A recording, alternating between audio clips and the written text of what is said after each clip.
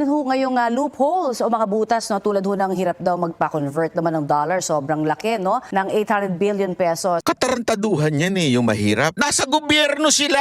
Paano maging mahirap? Isipin nyo na lang si Zaldico yan. Yan ang parang talagang pinakahari dyan sa kamera aside from Speaker Romualdez Imaginein mo ganyan ka-powerful yan. Pera nang gagaling sa kanya sa lahat ng mga Imaginein mo kung how power. Sabi ko nga, grabe yung power nitong taon to. To the point na yung kanya security umaabot sa 100. Abay, batalyon na yun Bakit ganun?